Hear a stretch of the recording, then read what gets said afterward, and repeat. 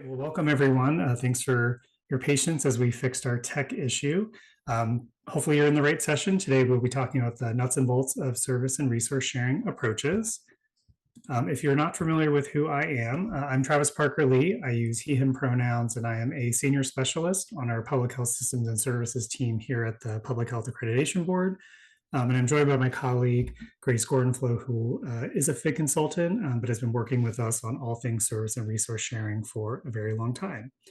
I want to say I apologize in advance for my voice. I don't know if it's the weather or something else, but hopefully I can make it through without losing sound today. While we go over through the next couple slides, if you want to go ahead and introduce yourself in the chat, just let us know who you are, where you work, and where you're zooming in from. So here are the objectives that we want to cover for today's webinar session. I'm not going to read them verbatim, but really want to just kind of set a foundation for what is service and resource sharing and the approaches related to those, and then provide some examples as well as successful strategies.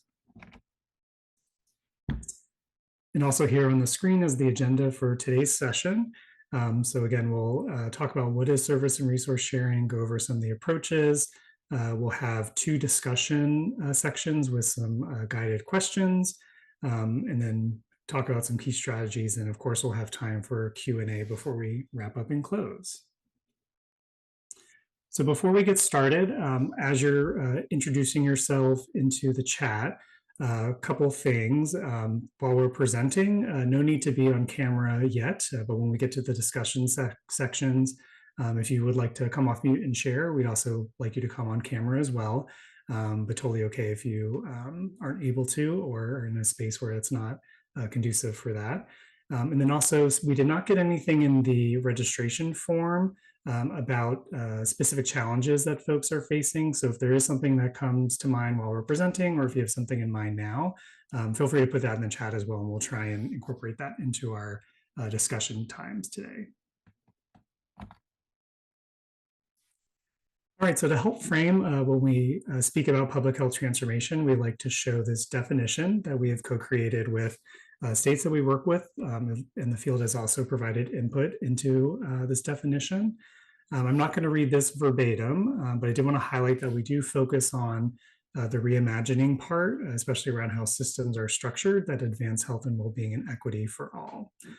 We feel this should be done through utilizing the Foundational Public Health Services Framework, or FPHS, if you're familiar with that. But we do recognize that there are other ways to modernize and transform. So if you're not familiar with the Foundational Public Health Services, here is the model that we use. It is a framework that defines a minimum package of public health capabilities and programs that no jurisdiction should be without. If you've maybe seen a previous version or two of this, we did update the framework and graphic in 2022 to ensure that it reflects the evolving nature of modernization of governmental public health.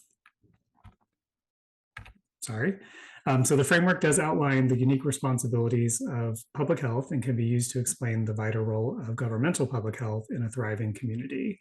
It can also be used to identify capacity and resource gaps, and then help determine the cost for assuring foundational capabilities and activities, and then ultimately justifying funding needs. To best serve communities, the health departments will provide additional services and may require additional capacity in different areas.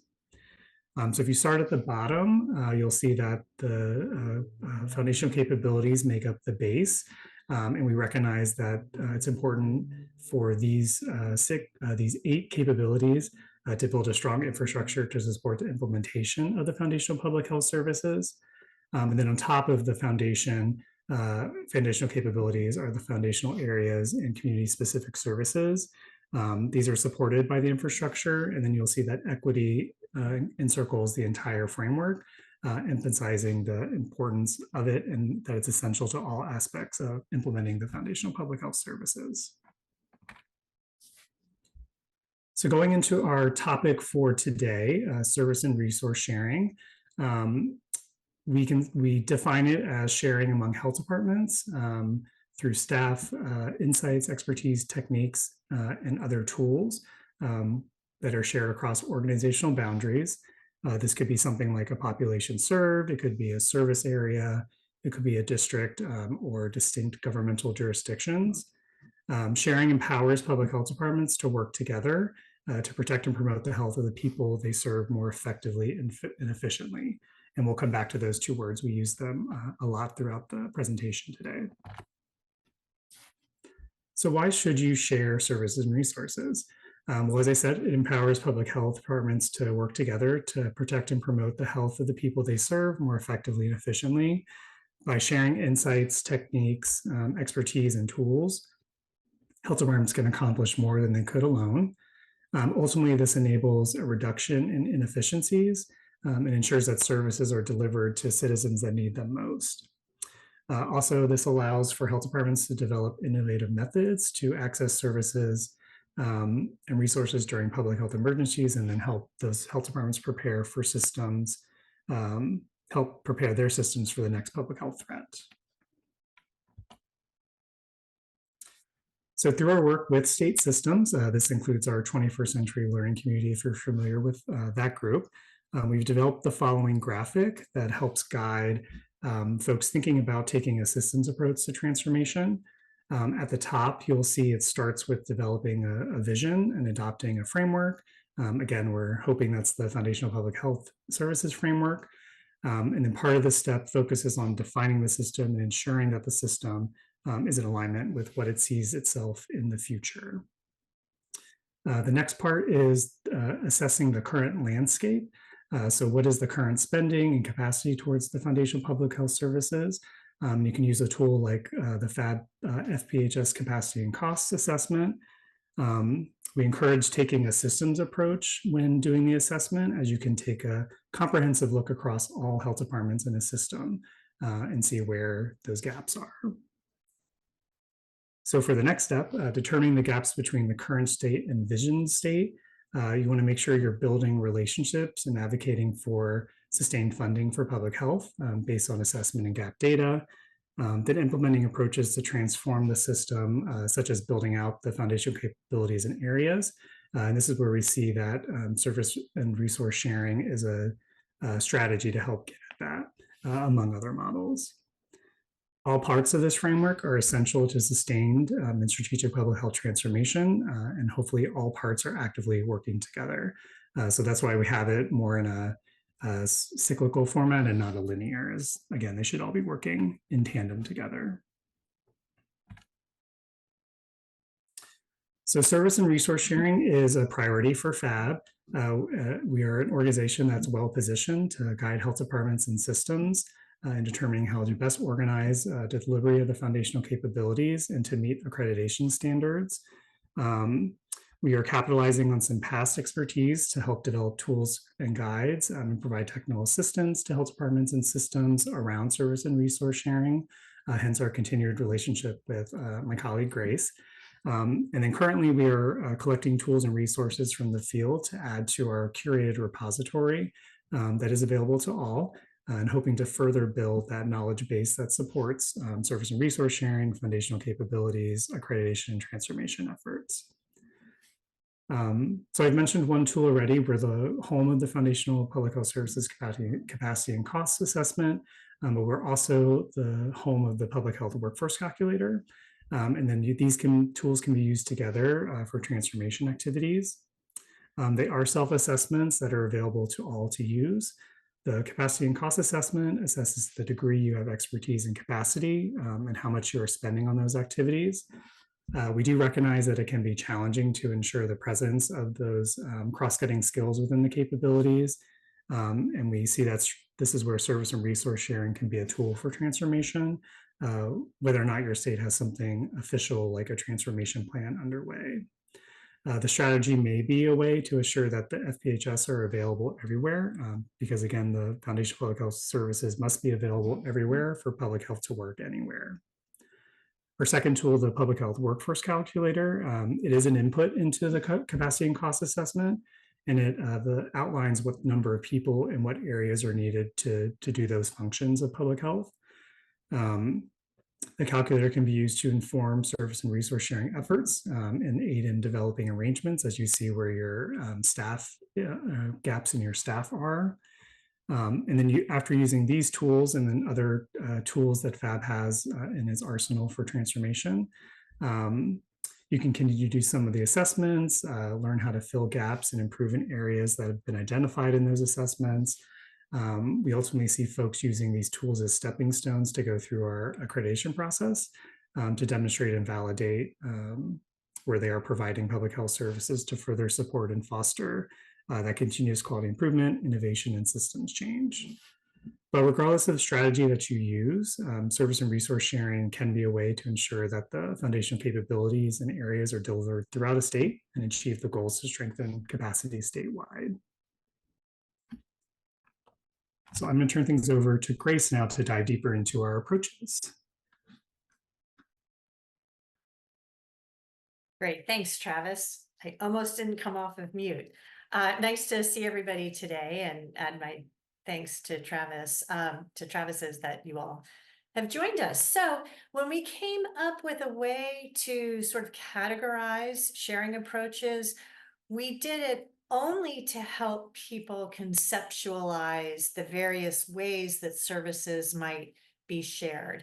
We don't think it's necessary for anyone to decide necessarily where exactly their sharing approach belongs with respect to these categories. And quite frankly, when you look at them, I mean, they're very fluid. So it could be that the same arrangement could be viewed in a way that puts them in more than one category. So again, this is really just to give some general shape to what these different arrangements are. So we look at them in terms of beginning at the state level and system-wide approaches.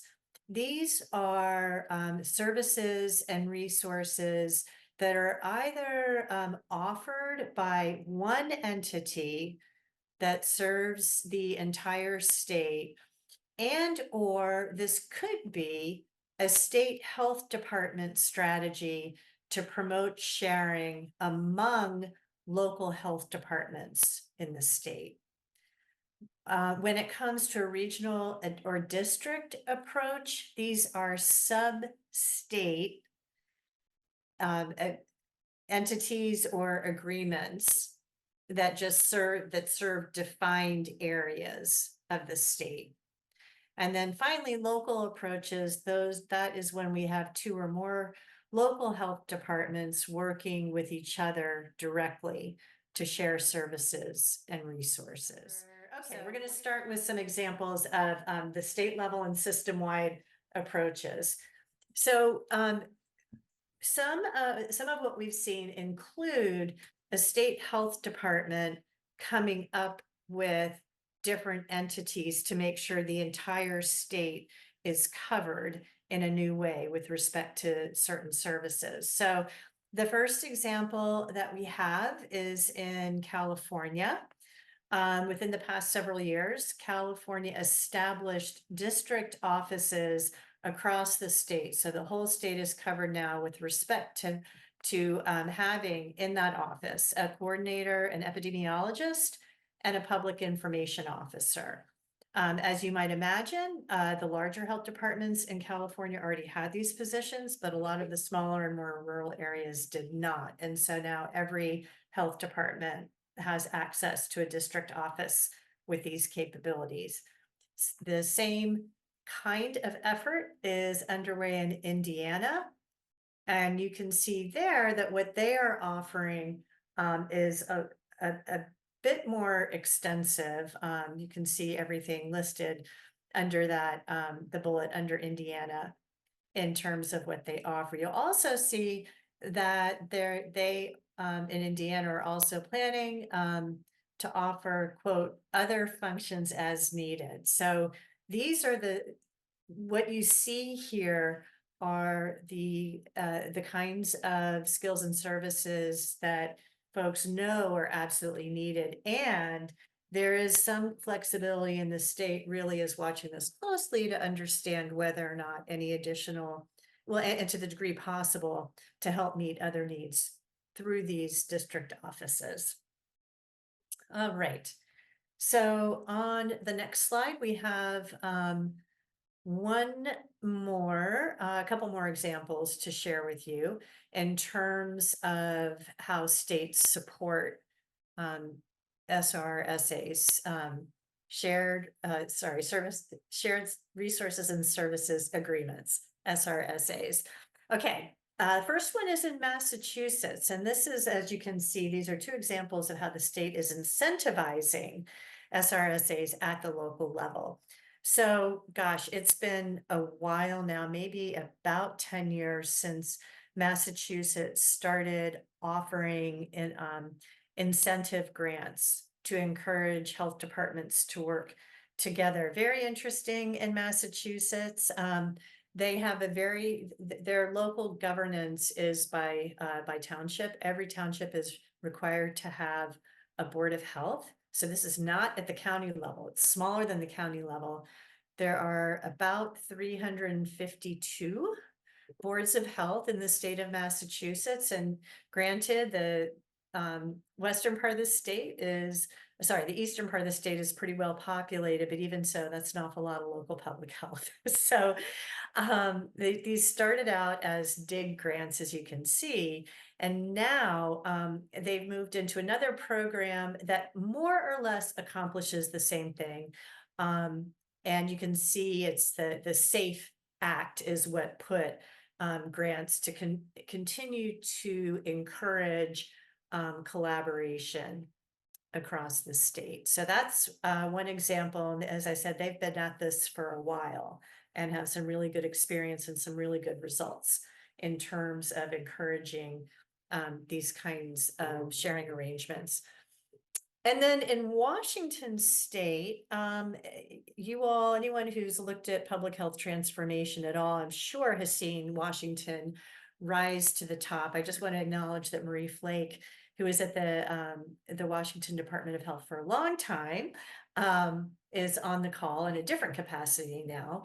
They did some very interesting work with pilot projects. One of the things that the state funded, as it's been working on transformation for a number of years now, was to fund different service delivery models. And they have done a terrific job in terms of coming up with criteria. What are ways to think about what services might be able to be shared and delivered differently? And they've done some extensive evaluation work.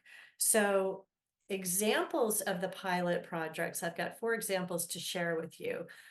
One has to do with tuberculosis, because now Seattle King County is the only health department that is funded by the state to provide tuberculosis services across the state. And it's interesting to see that as of a couple of years ago, not every county sought assistance from Seattle King County. Counties are the local health jurisdictions, those are the local public health units, are can also handle these things on their own. Interestingly, Washington State surveyed the local health jurisdictions to understand a number of different things in terms of their sentiments about sharing. And one of them was, would you be willing to accept services from another health department? And 47% of health departments said yes. So the fact that not everybody is looking to Seattle King County for help, I think, is reflective of that notion. Another example is a change in funding when it comes to hepatitis C. Turns out that 90% of Hep C cases in this state occur within the jurisdictions of 17 local health jurisdictions. So the funding formula was changed to support those health departments that cover that 90% of cases. And then if any neighboring health department needs help, they can get assistance from one of the funded LHJs. Also, there are models that continue to grow around the state where different health departments come together to share an epidemiologist. And finally, there is a health department in the state that not only has a very robust web page for healthcare providers, a number of different state level contacts. They also do the web pages for several non-contiguous counties, which is pretty interesting. That you don't necessarily have to physically be close to have this kind of sharing occur. So some examples there. Okay. So let's now look at regional and district approaches. Now, I have to say, I realize this slide is a little bit outdated because the second bullet under collaborative should be Central California Public Health Consortium. And I say that because I noticed that two people um, are on the webinar with us today who work for the consortium. So I'll update the slide. And also, after I finish speaking about that, if there's anything briefly that you would like to add, please do. But I'm just going to pop back up to San Luis Valley Public Health Partnership in Colorado. This is a collaborative that was formed when 6 local health departments came together and decided to more formally collaborate around public health services. They have done an awful lot of things together already, but decided to become more formalized when the county health departments became responsible for providing environmental health services. This change happened in about 2008, and without getting into detail about how that worked, about 4 or 5 years later is when they started thinking about how to share one full-time sanitarian. It's a frontier area, geographically isolated, and they've always helped each other out. But they started out with this funded position, full-time, to serve the entire valley, and then from there they've just gradually expanded into a number of different grants that either help the entire valley, or several of them might get together and get, for example, a chronic disease grant to help 2 or 3 of them. And they've been very successful with this model, and they have a part-time coordinator who for years was paid for by grant funding. I'm not sure what the payment mechanism is now, but we learned a lot from their experience over the years. Okay, the second collaborative, and Travis, thank you for correcting this, as you can see, it's a really interesting model. So for this consortium existed for years under a different name, and they essentially had an employee who helped support a discussion forum for all of the health departments in this area. And this consortium was administered by Fresno State. Well, over the past several years, they've expanded tremendously. This was during and then after the pandemic. They've gotten a lot of grant funding. So they've moved from a model that was solely funded. There were a lot of in-kind contributions from Fresno State, and there were membership dues. Now there is there's an executive director and 6 additional staff, and they provide services to everyone, all the participating counties. I think there are 13 of them. I know it's grown. I think it landed at 13. And they share, for example, data scientist, communications functions, community partnership building, and a few other things. And I am going to take a pause right now to see whether or not either of the folks from the consortium has anything they'd like to quickly add. Hi, Grace. This is Alyssa Kennett with the Oh, consortium. hi, I Lisa. appreciate. Hi, good to see you.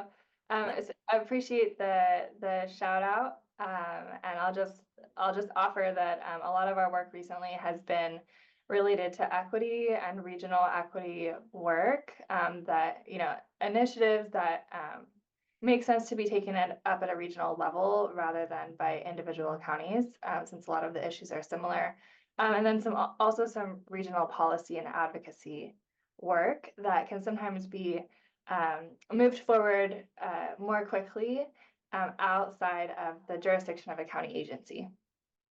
Great. Thank you, Alyssa. And I'll also share that when last Alyssa and I spoke, it was a couple of years ago, something that really struck me was that even though the issues, there are a lot of, issues that are shared across the region, the way they are handled varies from place to place. And health equity is a really good example of that. And the consortium staff do a really phenomenal job of meeting people where they are, because it's not a situation necessarily where one strategy fits all. A lot to be learned from your model. Thanks, Alyssa.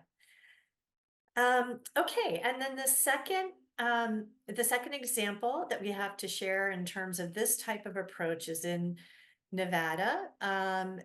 Nevada is mostly centralized. There are just a couple of exceptions. There is a health district around Las Vegas.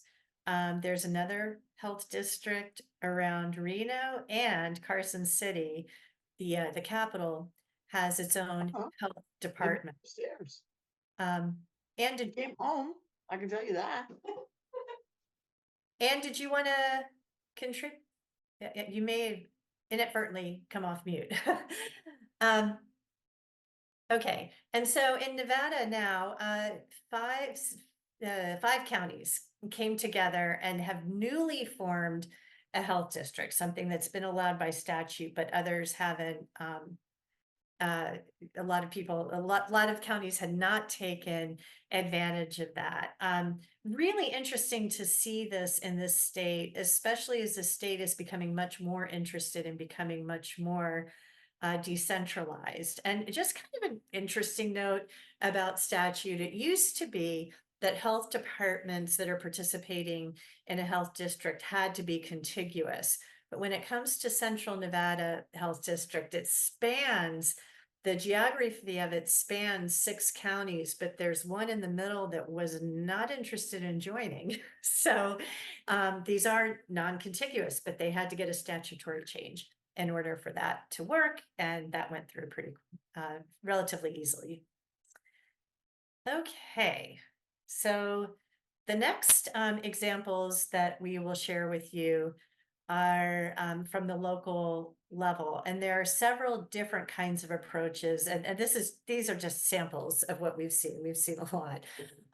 So one to share with you is an arrangement in New Jersey. This is also a state where every township is required to have a board of health. Sometimes they're and the county health departments, what the level of services from the county health department really often depends how robust that is on whether or not townships have opted to get their services from the county or for themselves. And so down in Montgomery Township, which is in one county in New Jersey, the director realized, oh gosh, this was like 3-4 years before the pandemic, that they were critically exposed.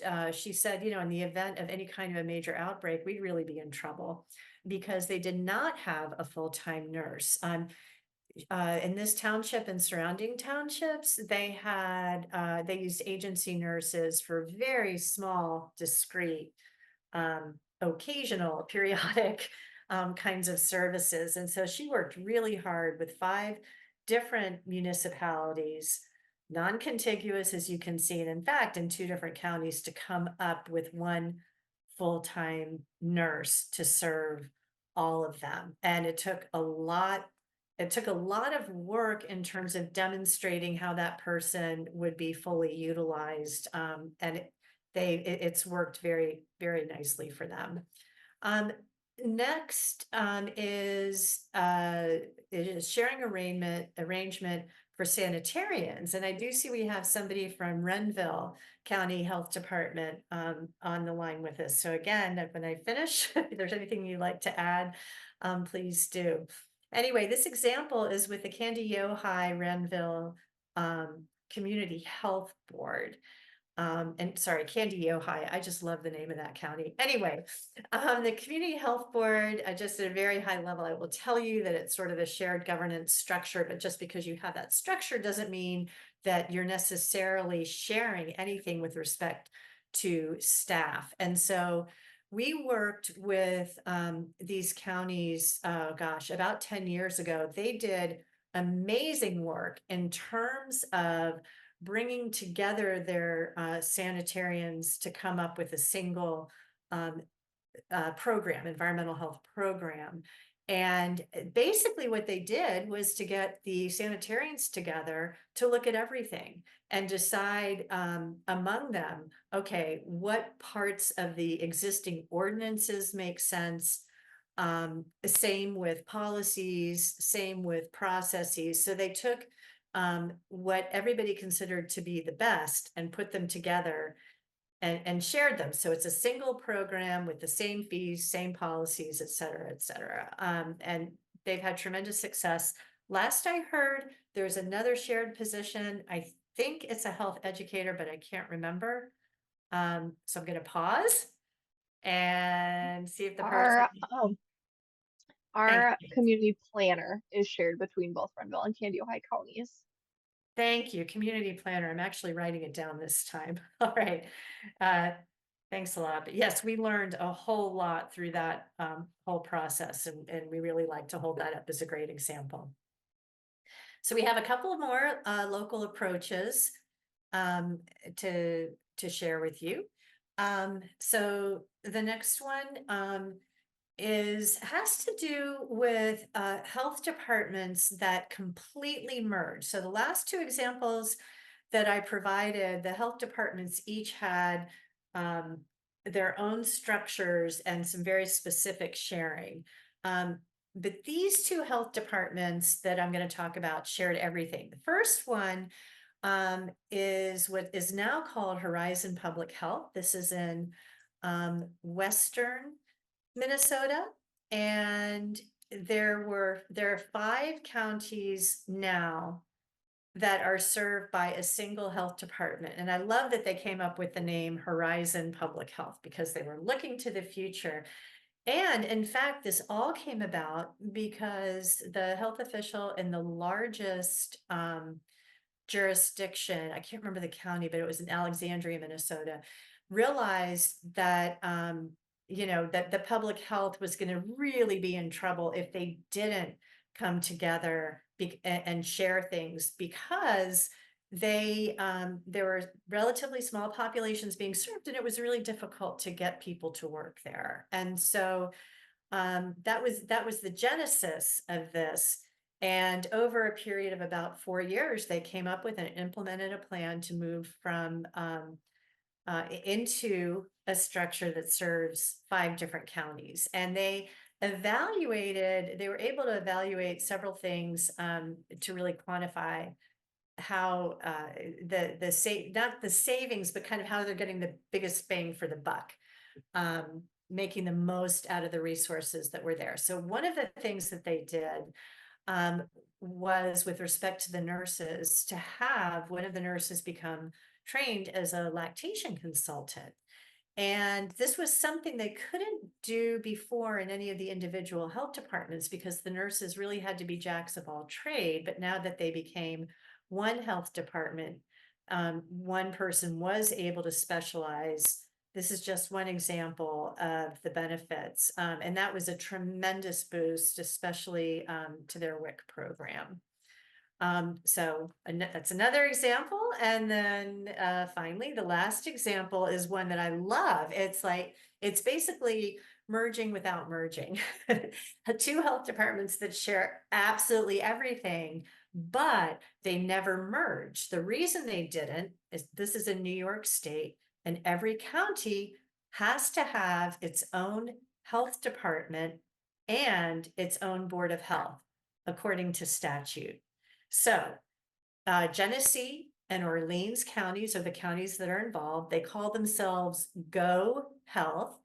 Their board of health is basically two boards of health that are merged. I mean, they each have their own board of health technically, but they meet together and do everything together. And something that was pretty interesting when they started with an MOU to try out sharing a director and a deputy director for 18 months. And in the MOU, it said, hey, if you want to try other things, go ahead, but we really are only committed to sharing these two positions. And at the end of the 18 months, they've gone on to share all kinds of things. And so now there's, they share all policies and procedures.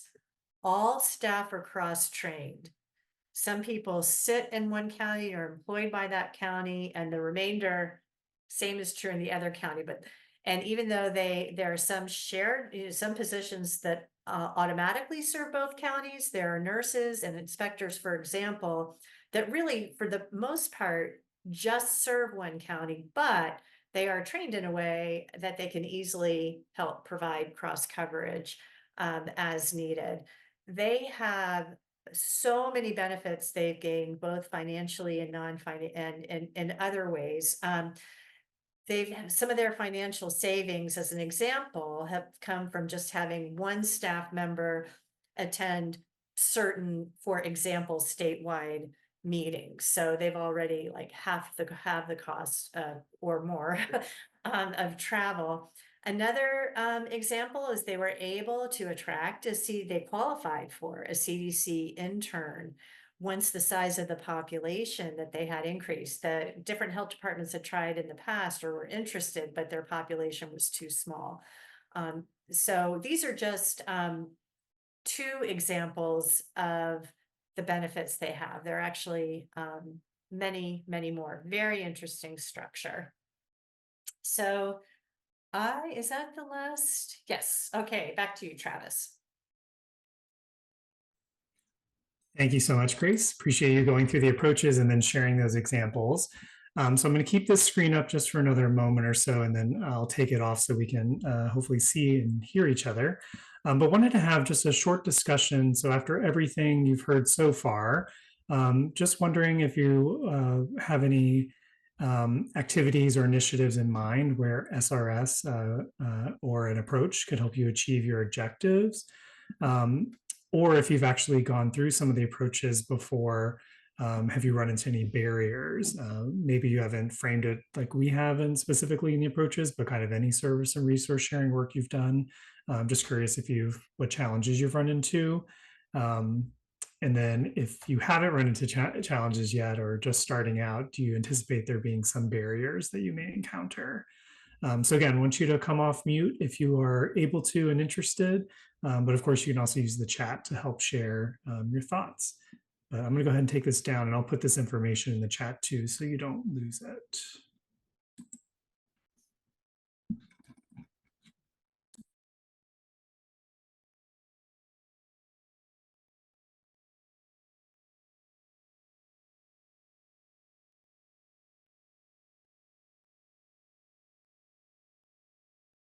And I really hope that those of you who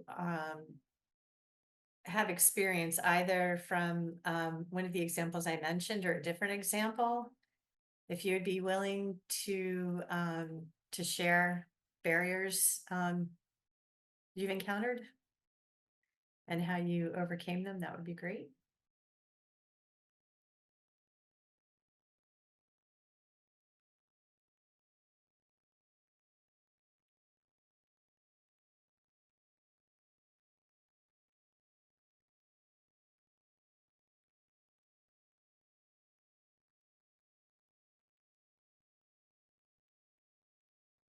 Great, thanks for sharing that, Kristen.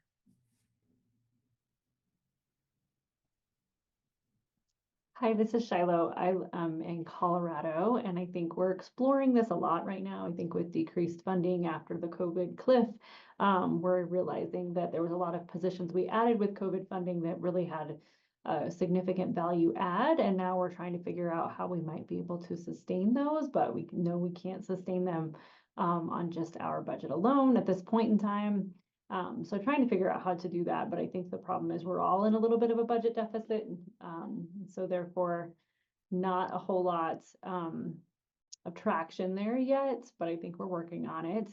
And I think trying to figure out how we might be able to share across very large geographic areas and how that would actually work. And counties that are politically very diverse as well. And so making sure values kind of align and where that works. So I think we've got several examples that are working right now with our WIC program, for example. We actually are able to serve multiple counties with our management of that. So we can actually have a registered dietitian on board, whereas a lot of the smaller communities have a hard time recruiting an RD. And so we actually have been able to contract with multiple other counties to get their staff members onboarded, trained, supervise them in that way. They run the programs. We just take care of that piece of it. And we have a breastfeeding support program that serves, I don't know, all but 17 counties in Colorado, I think. So that one's working really well as well. But so some that we can build off of, hopefully. Great. Thanks for sharing that, Shiloh. And also feel free to contact us. If you think that there's any technical assistance we might be able to provide you as you move into this. And also I'd be more than happy to connect you with folks in Central Nevada, if that's helpful, because they're sharing across like major mountain ranges. There might be something to learn there. Yeah, sure thing.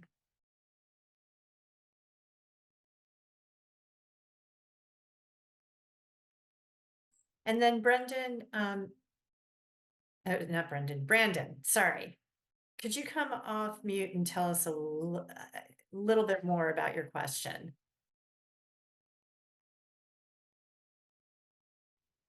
Yeah, I guess the reason I asked the question with all the examples that were shared of how everything was put together, we are not seeing that increase in funding. And to the comment, we're seeing a fiscal cliff coming up.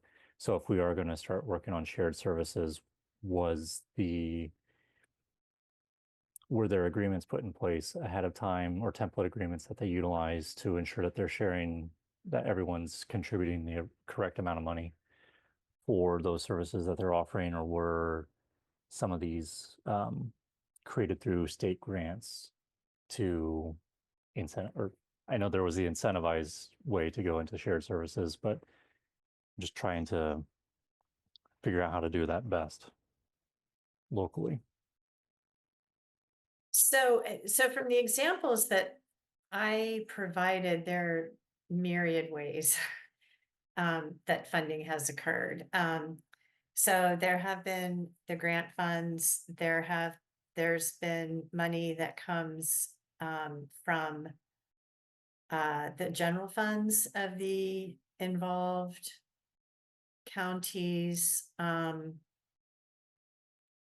of them entailed any kind of additional levy or anything like that, but it's been a mixture. I don't know if that's helpful or not.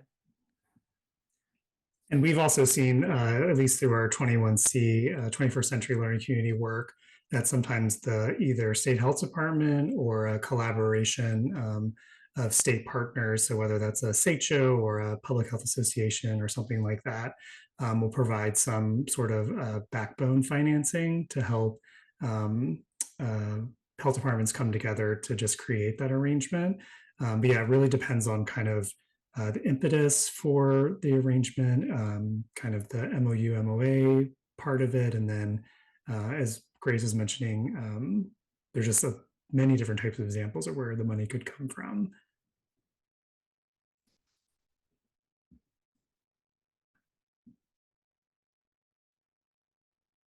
Kate, So- thanks for putting that in the chat too, as another example. Yes. And Kate, if you're interested in following up with us offline, there are a few things that we can pull up for you. In particular, Washington State, I'm thinking about the guidance that they developed in terms of what kinds of SRS work best. That would be wonderful. Thank you. Yeah, we're looking at, now that we've funded some of these wonderful projects, the now what, like, how do we uplift our whole system? Okay, yeah. Like lessons learned. So yeah, that'd be wonderful. Thank you. Okay, yeah, that's a whole other topic and we've got great information on it. So do that. And I might do a short plug. So for the next session that we have scheduled, we're focusing on how state health departments can help statewide initiatives, and then specifically local health departments that want to come together. And then the two other sessions that we have might be a good place to join to further talk about this too. Great. Of course, you can also reach out to us and we can do it offline as well. Should we go ahead just for the sake of time? Blast through our next couple. Oh, that's a great question. Is that Grisha? Is that how you pronounce your name? Yeah, Gracia. Gracia. Oh, that's so pretty. Okay. Thank you. Yeah, you're welcome. So we have limited experience with respect to collaborating with tribal nations. There was a lot of this work initially in terms of learning about sharing was conducted by what used to be the Center for Sharing Public Health Services, and all of that knowledge has been folded underneath PHAB now, which is why we're talking about it. Back in the day with the Center for Sharing, we only had one grant that supported a county health department working with a tribal nation that did not have a health department. And the one example, it seems to me that there was a major wildfire that ended up throwing things because staff were just so overtaken by events with this. And the main piece that we learned about this was that what we always talk about in terms of trust and the need for trust before you can get any meaningful work done was just, it's amplified when it comes to working with tribal nations. Not surprisingly, I mean, there's not a great history when it comes to trust between sovereign governments and US governments. And so, I mean, they did phenomenal work laying, both partners laying a good foundation and being very thoughtful and deliberate about how to bring people together and how to move through a collaboration agenda. And then things got sidetracked. Okay. I'm sorry, I don't have anything better to share. No, it's totally fine. Yeah, that's part of the reason why I'm on the call, is just to get more information on like where we can get started. Because Illinois has their first federally recognized tribal nation. So it's brand new for us, and I'm brand new too. I just started last week. So I'm just trying to get as much information as possible before, moving forward with any collaborative action. Sure. And we can talk more offline if you would like. Sure. We've got a lot more we can share. Given what you just told me, that could be helpful in terms of kicking things off. That'd be great. Thank you. Yeah, sure. And congratulations on your new job. Thank you. Sure. And I'll just quickly add, so Illinois is one of our newest 21st century learning community states, along with a couple others that just joined. So we're up to 21 states that are part of this group. Several of them have been engaging with tribes and tribal health departments in their processes. So I think there's probably something from that group that we can synthesize and share as well. But we can reach out offline and get back in touch with you. Thank you. Well, Grace, since we have 5 minutes left, do you want to run through your key strategies really quick, and then we can end with my closing slides? Sure. Okay. Sure. And this is going to be really, really quick. There's a lot more that we can say about the things that we're going to cover. And we do have information on the website to help out as well. But just really the 4 key things that that we encourage people to keep in mind are what you see on the screen. It's really easy when it comes to planning to think that this is that maybe you can sail through the planning and really just get to implementation when it comes to sharing. And we absolutely caution against that. What is it? What's the saying? Work happens at the speed of trust. And I just mentioned that a moment ago. So we just really encourage you, whether, if you're at the local level and you're just navigating this on your own, make sure that you don't push too quickly. Make sure that you take the time you need in order to figure things out. And if you're at the state level and you're incentivizing these kinds of arrangements, understand that it takes time and that a sufficient amount of planning time needs to be built into any kind of grant opportunity that you might provide. Another is that whether you're starting at the state level and working across the system or with specific health departments in the system, or if you're starting at the local level working with each other, you really need to talk to the other level. There really needs to be good communication going on both ways, because regardless of how this arrangement is generated, it is going to affect both the state and the local level in ways that you might not appreciate until you actually have that contact. Also, and it's important to make sure that everybody, all partners, are equally supportive and interested in the concept of sharing, and that there is mutual benefit to be had. If there's any whiff that's, a partner is less engaged but willing to give it a go, okay, spend time in the planning. But if that is still the case when it's time to implement, it's really important to understand whether or not there is enough support and interest to move forward. Nobody should try to be convinced after a point. It should be self-evident. Otherwise, things can fall apart later. And then finally, change management. Tending to the people side of change is absolutely key.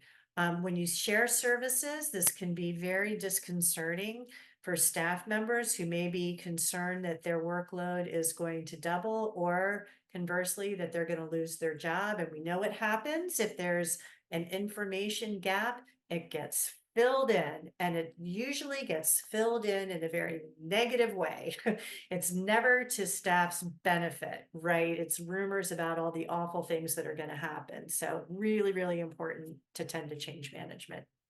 All right, Travis. Thanks, Grace. So just a couple more slides to wrap us up for today. This hour flew by. PHAB does have a host of resources available. We have some general tools, assessment tools, and sample agreements on our website. And then we also have, as you can see here on this screenshot, several success stories on how public health entities have collaborated to enact sharing arrangements within their jurisdictions. We do hope you utilize the resources and read the stories, and we hope they're helpful for your work.